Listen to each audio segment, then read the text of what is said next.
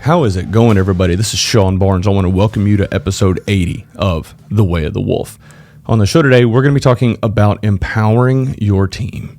Yes, I realize I talk about this on a lot of different episodes and shows and a lot of the content that we create. This time it's going to be a little bit different. I'm going to take a step back and try to look at this more holistically, more at a macro level across your organization, because yes, it is important to empower the people on your team, but you have to be cautious of this. Like with all aspects of leadership, there's going to be a balance. And I'm going to go ahead and dig into why I'm talking the way I am right now. Imagine a scenario where the CEO of a company has complete faith in their leadership team and all of their employees in the organization. They empower and delegate and say, hey, COO, CFO, you guys know what needs to happen. Just make it happen. Great. Fantastic. Now, if the C-suite executives that we just talked about then empower their presidents and vice presidents, say, hey, you guys know what's going to happen, what needs to happen, go get it done. Okay, perfect. Now, those vice presidents delegate down and empower their directors. Okay, perfect. Now, those directors delegate down to their managers. Okay, good. And the managers to the coordinators and the admins all the way down through the entirety of the organization. This is a good thing. You're laying the foundation of trust and creating an environment of empowering the people on your team, giving them the opportunities to grow. However, as I'm talking through all of that, I'm wondering if any of you listening or watching started thinking through some potential risks that could occur. If you espouse that philosophy, at some point, someone in that chain of command has to know what they're doing. They have to know how to make decisions. They have to know what's best for the organization. Therein lies the risk.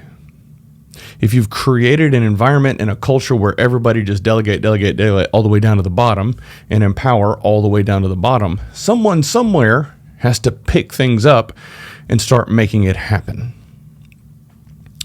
Usually you will find people that aspire for greatness. They want to achieve things. They want to grow. Those are going to be the people that are going to step up and rise to the top and start making things happen in the organization. The problem arises when leaders don't always recognize who those individuals are, or they're best friends with someone who's toxic and a non-performer, and they push things off to them, and things blow up continuously, and that person blames another person or another district or another business unit, and the blame game ensues. That problem is further compounded when that friend is blaming the high performer that's actually making things happen. So as I'm talking through this scenario, you can easily start to paint a picture and understand, and maybe even draw some correlations to some experiences that some of you have had. This is a problem. Now, there's a few things that you need to be aware of to be able to address this problem and work through this problem. And let's go ahead and go into those. First and foremost, you have to have an element of self-awareness. You have to understand this is a possible or even inevitable outcome of this leadership style. Then you have to want or have the desire to combat that. Once you realize, hey, this could potentially be a problem, now let's start focusing on how we fix it. This comes down to communication. Open and effective communication up and down the chain of command, all the way through the entirety of the hierarchy. You have to be able to walk into a room with a mid-level manager. If you're the C-suite executive or a vice president, you have to feel comfortable walking into a room and having a conversation with a manager or a coordinator and just getting their perspective. Hey, how are things going? What's going on? Do you have everything you need? Likely, they're not going to open up to you immediately, especially if you haven't had a lot of conversations or hadn't had an opportunity to build trust, because there's going to be fear. So that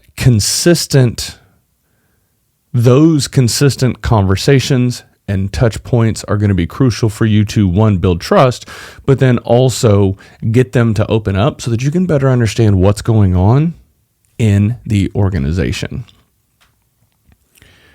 Some of them might open up and start talking through some of the challenges. They might admit, hey, I don't know what's going on. I'm told to make this happen, but I don't really know. It's going to be few and far between, because it's highly unlikely that a coordinator or admin is just going to admit that they don't know. But if there's enough trust there, they might open up. Once you start gathering that information and feedback, you have to start looking inward and asking yourself, is there some sort of a bias here? And by bias, I mean, are you thinking that this friend or this person that you've put into this role is actually doing what's best for the business? Are they leading the business in the way that you need it to be led? That's a tough conversation.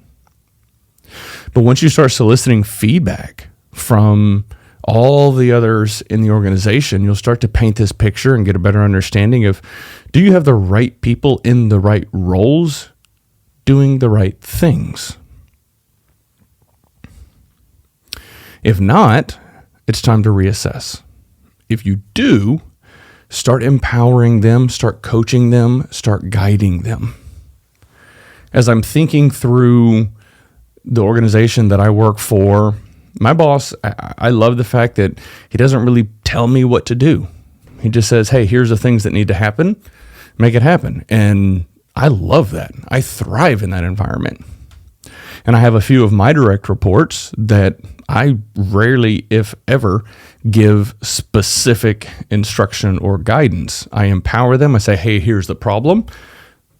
Solve it. How do you want to handle this? On occasion, I'll give them some guidance. Now, there are others on my team that are new into leadership roles that I have a more close working relationship with, that I do provide more guidance with. But even those, I rarely say, do this, because I want to empower them. This gets especially challenging when you want to empower this person and they have a conversation with you, they talk you through where their head is at on a project or a topic, and you don't agree with where their head is at. Okay. Based on your experience, their approach has a high probability of failure. That's not good. The question you then have to ask yourself is, do I let them fail and learn, or do I apply more pressure to nudge them in the right direction?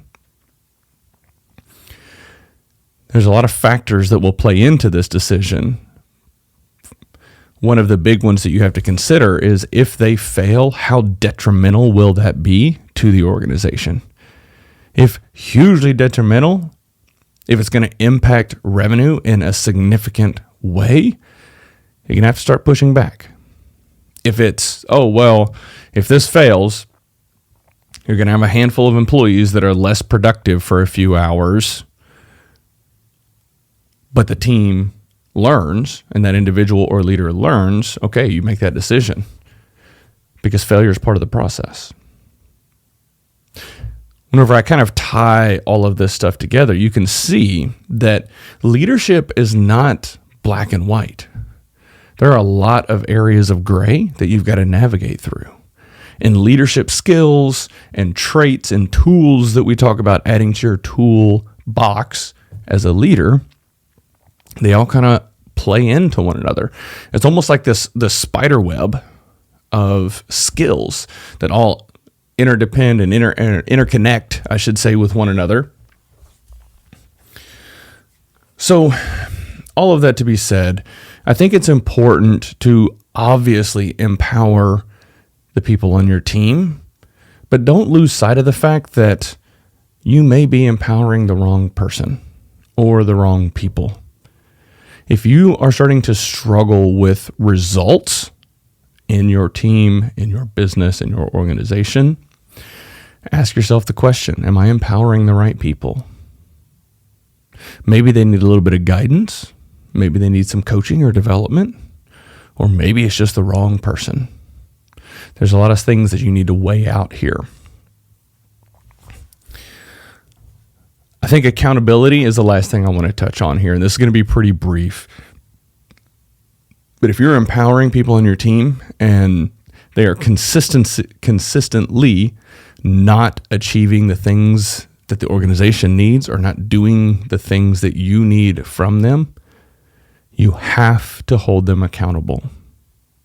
It's not fun. Accountability is never easy. Difficult conversations are never easy. But you have to hold them accountable so that they can learn and so that they can grow, and to ensure that you don't destroy the culture of your organization. Man, I'm all over the place this week. Don't destroy the culture of your organization in the process. That is all I have for today. In upcoming episodes, I'm going to start pulling guests back on the show. I've started putting together a list of people that we'll start having some remote podcast interviews with, and I'm kind of mix it up a little bit. Normally we stay very focused on leadership, and there will still be an underlying theme of becoming the best version of yourself, but I'm going to start mixing it up a little bit. I'm kind of excited, kind of branch out some. We'll stay core to the messaging that we cover on the show, but I am pretty excited about it. So look forward to some of these upcoming episodes where we start having different types of guests coming on and sharing a little bit about their world. That's all I got for you guys. Thank you so much, and y'all have a good one.